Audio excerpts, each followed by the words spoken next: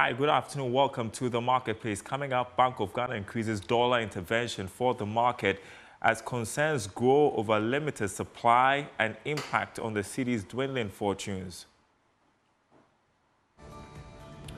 Also coming up, Chartered Institute of Taxation Ghana calls for immediate and coordinated action from all stakeholders to curb illegal mining. More as the group says the country is being robbed of significant tax revenue as a result of galamsey. Plus, Bawumia promises to reduce electricity tariffs by 50% through solar power expansion as his campaign tour makes a stop at the Lejokuku constituency.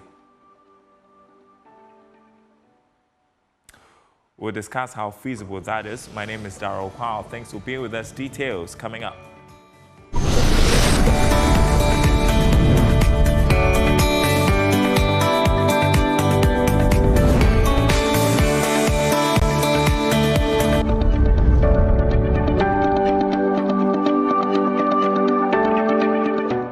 That was your look at the currency market. We want to begin from there because the Bank of Ghana has increased the supply of dollars for the market. The central bank increased the amount of dollars sold to the market over the past 3 days. But is that enough to meet demand coming from businesses? Here's George Yafe's report. Data picked up from the commercial banks showed that on Tuesday, for instance, the Bank of Ghana, through its new dollar auction program, was willing to sell $45 million to the market. However, at the end of the day, $37 million was sold through its 7-day auction program. This amount is higher than what it has offered in previous auction programs. This is in addition to the $20 million that it sold to the BoG distribution companies yesterday. The central bank has maintained that its support for the market will be backed by real demand and data. However, some of the commercial banks want to link this limited supply challenge to demand picking up strongly over the past 2 weeks as a result of businesses demanding more dollars to finance their imports for the Christmas season. It is not clear for now the signal this action by the Bank of Ghana could send to the market in terms of increasing its dollar support and how that could also help in dealing with the recent pressure on the Ghana cedi.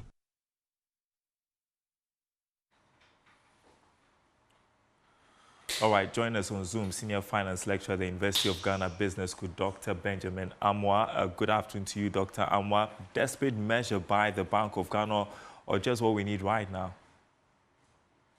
Thank you very much. It is not a desperate measure. It is what the central bank will have to do as part of its, forex function and its responsibility of making sure that the cedi is stable to support international trade. We should also remember that as part of the IMF program, there was some ceilings that Bank of Ghana signed on to. Recently, we heard that Bank of Ghana has been given some waiver to relax that ceiling. So we can see the increase in the dollar supply to be part of the waiver that central bank will have had from the IMF team and the need to support the supply of dollars on the market. So it is just a normal function of the central bank that we are seeing. Yeah, and so we are told on Tuesday they sold $37 million and then $20 million to the BDC area. How would this significantly slow down the rate of depreciation, and what risk does that pose to the economy as well? Okay, the $20 million to the BDCs was part of the forex schedule that Bank of Ghana agreed at the beginning of the year to supply to the BDCs. And clearly, if you compare that to the estimated dollar demand for the BDC, which is about $400 million, you can clearly see that the 20 million was woefully inadequate. And even with this increase that we have seen for the past 3 days, it is still not adequate. However, like they say, half a loaf is better than none. So yes, it will help support the supply of forex on the market. That will result in relative stability for some time, but we are not going to see what I'll call sustained stability in the cedi's value against the dollar. And we also have to understand that some of these things go beyond our borders because the US dollar is a global currency, an international currency for trade. Around this time, August, September, in the US, realized that the stock and the bond market will see a dip. Why? Because you have a lot of individuals who have gone on summer holidays and they are coming back and they need liquidity. So they would like to liquidate their positions in some of these stocks and bonds. So if you watch the global index, S&P, Dow Jones, you will see that there will be a slam in readings simply because of the need for liquidity. When that happens, there will also be a surge in the demand for US treasuries. What will happen is that the yields on US treasury will decline. The overall effect will be that the search for dollars globally in the month of September is likely to be stable or to decline. And that will also give our cedi some level of stability, not because we are fundamentally strong, but simply because of what may be playing in the global space that may help our cedi to be relatively stable. So it has both internal and external factors that we need to look at. Right. Yesterday, we got a read of inflation figure for the month of August. Inflation continues to decline. How is that going to impact on the cedi's performance? Yes, inflation has marginally declined, and for us to see a sharp impact or an immediate impact, you will have to see what I'll call, sharp declines in our inflation rate. We are not seeing that now. We are just seeing marginal declines. What we need is a sustained and heavy declines in inflation. Then we'll be sure that there will be a likely impact on the value of the currency. The way we are seeing marginal declines, we need to have some time. We need to observe maybe the next 2-3 months and see whether the decline in inflation has been sustained and it is that much to trigger a review of the monetary policy rate. The current rate of inflation, I don't see it seriously impacting on the monetary policy rate in terms of declines, and that will also have very little to do with the value of our cedi. So inflation and its ability to affect our Ghana cedi at this point in time, there's not much to say about it because the declines are not so sharp and heavy to pull the currency up. Well, there are some, finally, who fear that the cedi could hit 20 to the dollar by the end of the year.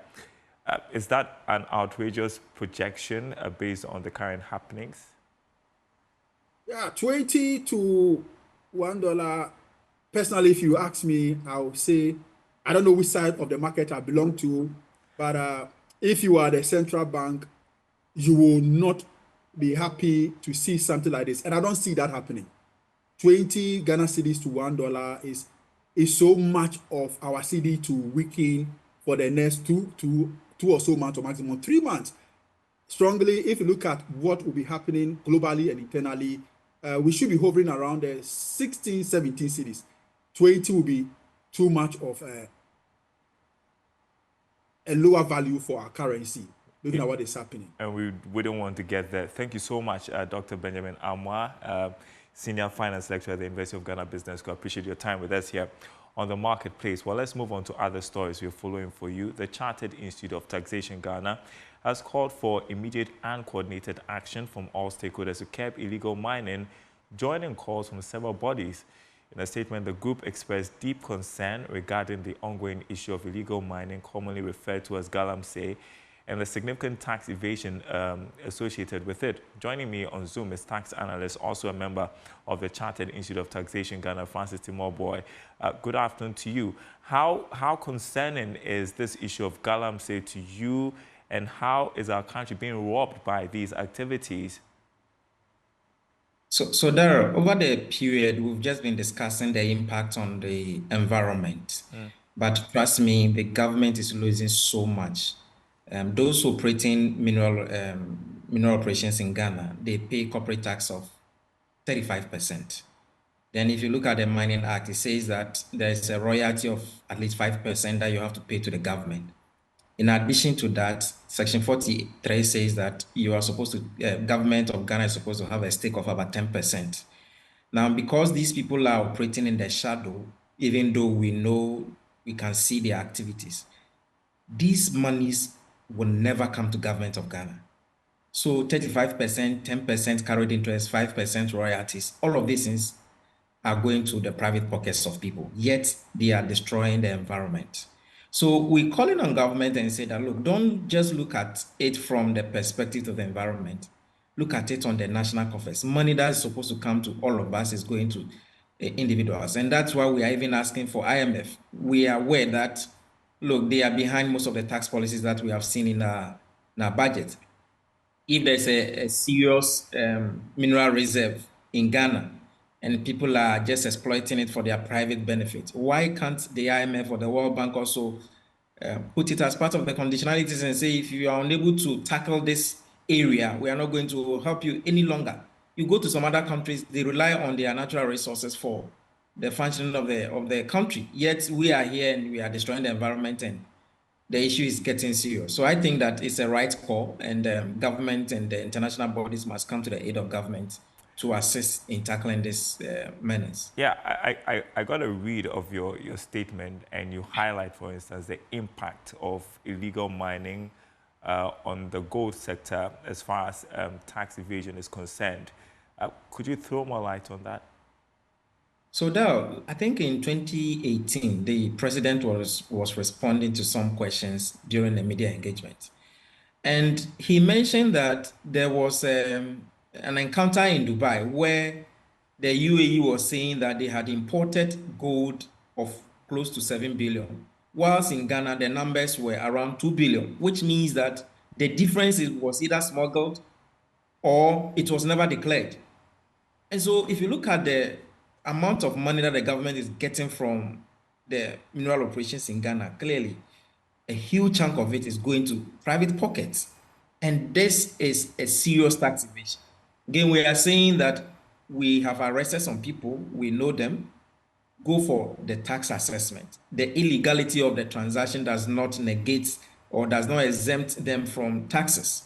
So whichever agency is responsible should be able to collect the money for us.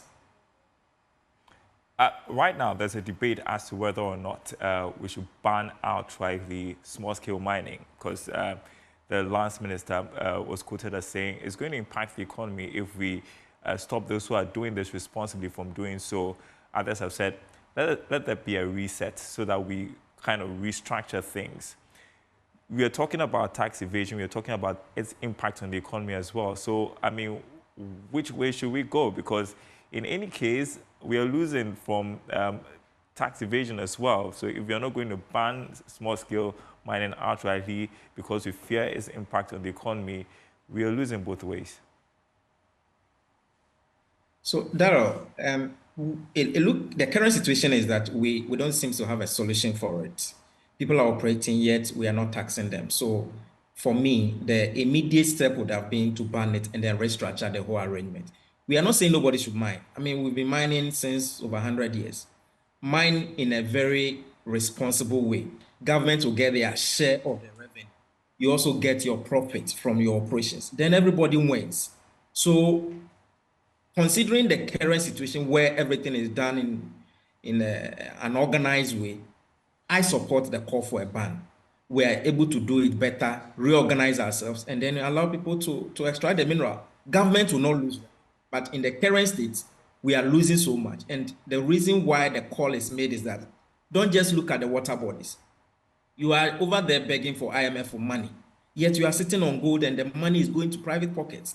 Let's reorganize ourselves and then put the right regulatory measures in place. And then those who are engaged in making fortunes, they will also pay their share of the taxes. And the money that we are talking about is not like 100 cedis or 500 cedis. If you look at the amount of digging that these people are doing, they are digging for fortunes. It's not any small money that you can say that it is not worthwhile. It is. We need to be able to put ourselves together and restructure the whole mining operations in Ghana. All right. I mean, you highlighted a number of steps you'd want the government to take. Run us through those steps. So we're saying that, first of all, the whole thing must be coordinated. So put in place responsible mining operations. That is the first one. And we are not the only body calling for this. A lot of people have been calling for this. Number two, GRA and all other institutions, Ministry of Finance, the Minerals Commission, we have data. We know who are doing those things.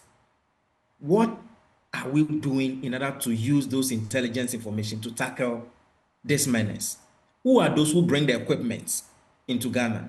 Who are those who supply the chemicals?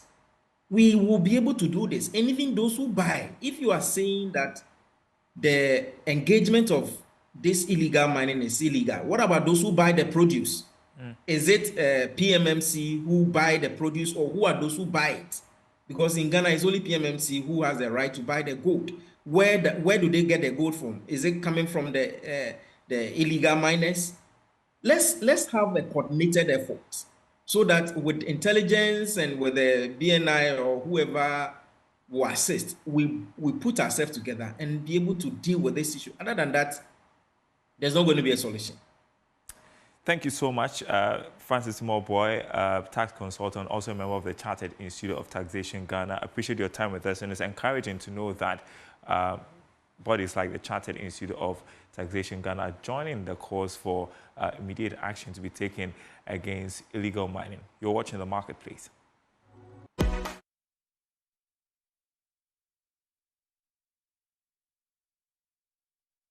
The MPP flag bearer, Dr. Mahmoud Bawumia, is on the campaign tour of Lejekuku constituency, where he's promised to reduce electricity tariffs by 50% if elected president in the 2024 general elections, just some 80 days away. Now, the ambitious reduction, he explained, would be achieved by significantly expanding the nation's reliance on solar energy as a primary source of power.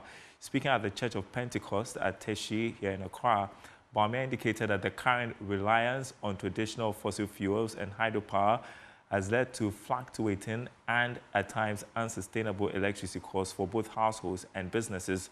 To counter this, his government, he says, will prioritize the development of large-scale solar power projects across the country. This, according to him, will be achieved by empowering the local manufacturing industry to build more solar panels to support the cause. Let's discuss this. Joining me on Zoom is Dr. Isi Suleimana, energy strategist, also chief executive of Yuka Energy Solutions, an energy consultancy firm. So how feasible is this promise of cutting down electricity by 50% through solar power expansion? Yeah, thank you very much, Darrell, and good afternoon to you and your cherished viewers and listeners in Ghana and across the globe. Yeah, Darrell, indeed, that is very interesting, to say the least. In fact, two things will have to happen before such a thing can be realized. Number one, we have to massively increase the penetration. At the moment, the solar penetration is paltry. If you don't increase the penetration, that cannot be realized. And number two, apart from increasing the penetration, we will need to ensure that it is affordable. And these two things are joined together. The affordability and then the penetration is joined together. At the moment, why we are not having solar penetration being extensive, it's just because it is not affordable. And why it's not affordable? That we haven't been deliberate. If you look at, we set a target of 2010, some time ago, like 2010, that we're going to be able to rapidly increase our renewable energy penetration. In this case, when I say renewable energy penetration, I'm referring to solar. But that 10 years to come, that we're going to increase it substantially. And you won't believe that by 2020, 10 years down the line, we couldn't do anything. We couldn't get it even beyond 1%. You know, so I would wish that with this promise, we give a timeline so that to make it smart. If we don't give a timeline so that we can judge based on the time, it will be difficult. But if you look at the dynamics that are involved, and with this past precedent, it's going to be a Herculean task to be able to do that. And another thing that is working against solar penetration, like I said, is the affordability. Right now, you notice that it's only the panels that are giving some kind of tax incentives if you study the system. That is not the end of the story. Solar energy has three main components that determines the cost of solar to the end user. Apart from the panels, we have the inverter that does the conversion from the DC to the AC. And then we also have the batteries. You know, so if you work on only the panels alone without talking about batteries and then the inverters, you can't go anywhere with that, you know. So I think it is a call in the right direction, but it's going to be a Herculean task. Looking at the past precedents that has happened, unless we substantially change our strategy. And what is the strategy that we need to change? We need to be able to bring in private sector participation and give them the enabling environment to operate, to be able to increase that. If you don't do that, I think it's going to be another talk, and increasing it by 50%, I think it's going to be a Herculean task, Darrell. All right. I mean, Dr. Bawumia said he was going to empower local manufacturing industry to build more solar panels to support the cause of solar power expansion. If you read through the NDC manifesto as well, it talks about solar energy steps, including removing of import duties on solar equipment. I mean, that's a point that you have made. And so that is, I mean, something that is being promised. As to whether it's going to be done, we don't know about it. The NDC also talks about setting up a renewable energy commission to sort of spearhead this. How practical is that? Yeah, so that's what the whole thing boils down to, being deliberate. I think both of them, they have made some beautiful promises, especially talking about giving it a real focus, because the reason why we haven't been able to achieve the target, like I mentioned, is because we're not deliberate. So if somebody wants to set up a commission to focus on that, I think that could be the step in the right direction to give it that much of focus. You know, so until we change the strategy of giving it a focus, just to understand that it is key to our energy security and make it affordable. Other than that, we're going nowhere. You know, so but all things boil down to how implementable these things are. If you ask me how implementable, it can easily be implemented. It is just about the political will. And we haven't gotten the political will yet. And the area that I want them to look at seriously is not only the panel, like I mentioned. Those who are into solar industry in Ghana, they will tell you that the panel is the least of their problems. The inverters and then the batteries. And for the battery, it's even a global issue, as we're talking about. But to be able to, if you encapsulate a kind of incentive to cover these three areas, then we'll maybe moving somewhere to increasing the penetration. Anything short of this, it is going to still be promises upon promises, but when it comes to delivery, it is going to be difficult. But going forward, I think we have to move beyond the talk and go into action. We need to put down actionable plans that are smart enough and realizable. Other than that, if you keep talking without putting the actions in place, and one of the actions is what I'm talking about, what I just mentioned, we need to create that enabling environment. Private sector need to come in. Let's create that enabling environment, attract them. And I can tell you that we're going to kill two birds with one stone. If we increase our solar penetration within the generation mix and it becomes affordable, yes, industry will triumph. But the penetration and affordability is our bottleneck there. And I don't think we are doing much to achieve that or to be able to surmount those two barriers. All right. Thank you, Dr. Isi Sulemana there. He is an energy strategist joining us with his perspective on the promise by Dr. Bawumia to cut down electricity tariffs by 50% through solar power expansion.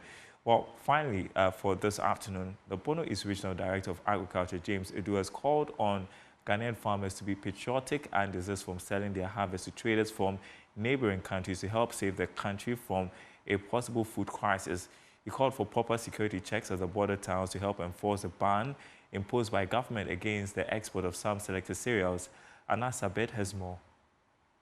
The recent dry spell across the country has caused havoc to many farmlands, and farmers in the Bono East region are amongst the many who have lost thousands of monies invested in the process.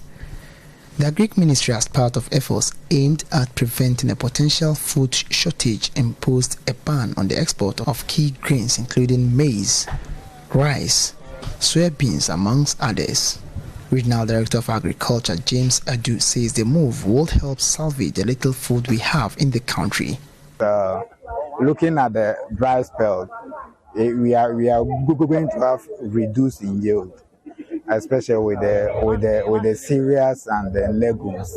So the ban is going to help us to keep what we have. In fact, when Minister even came, he asked and I said, we have to do something to protect what we have been able to produce for the major season. and so that what we have, we can sustain the food security for some time, and also going through the minor season. If minor season comes and we are able to produce more, then it will help us. Mr. James Adu, however, admonishes Ghanaian farmers, particularly those at the borders, to think Ghana first and stay away from selling to buyers from neighboring countries to help in the prevention of a possible food shortage. We have to be patriotic, especially the farmers along the borders. They should at least think Ghana first. Though the people will come and offer huge sums of money. Sometimes they can even ask you, I want to buy the farm and harvest. But they should think of Ghana first, because our food security first before. So even if you sell it at higher price to Ghana, it's better than taking it out. And you see, Ghana has also, the government has also subsidized the fertilizer and other things to some level. So if you send it out, you are not helping Ghana. So you all have to. However, said it will be difficult for authorities in the region to detect the final destination of such commodities, and asked that proper checks have to be done at the border towns to help enforce the ban. All right, and that's the marketplace. Thanks for watching, everyone. More news on our website, nigeriaonline.com/business. Government increases producer price of cocoa by 45% for 2024-2025 crop season. nigeriaonline.com/business. Thanks for watching.